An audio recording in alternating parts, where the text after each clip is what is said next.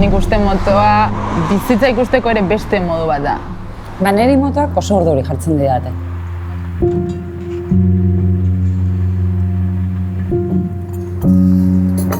Kaixo. Kaixo. Harrituta geratu naiz, zu ikusteaz. Zergatik? Ta infin ikusten zaitut horrelako moto bat erabiltzeko. Fina. Bai. Oraindik daukagu buruan Bai, hori, ez? estereotipoa oso arneratuta, egia esan bai. Eta zertan egiten duzu lan? Ipuin kontalaria naiz. Bai? Ez gaitu kondizionatu behar, ez? Nola gehan guk, nik uste azkenan gure pasioak aurrera eramateko, ez? Bai.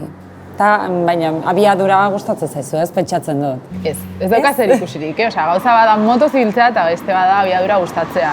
Nahi gustatzen zaina paisaiat gozatzea eta motoak emateizun askatasun hori. Inoiz ez ibili motoan?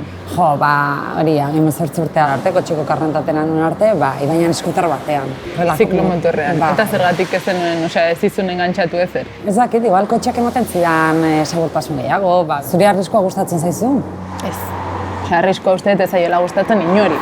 Motoak daukana da, potere terapeutiko kriston handia. Hor, montatzen zeanean, arazo guztiak jo niten dira. Sentitzen duzun bakarra da momentuan dagoena, zure karretera eta kontzientzia plenoa egiten naizean guztiaz, eta hori pasaba da. Nik uste kotxean ibiltzen den jendeak, gutxinez behin ikusiko balu zer den motoan jutea, empatia askoz gehiago izango luke. Gustatuko litzaizuke adibidez probatzea eta zu zeuk ikustea zer den hori. Probatu dezagun? Osertzen zen? Bai.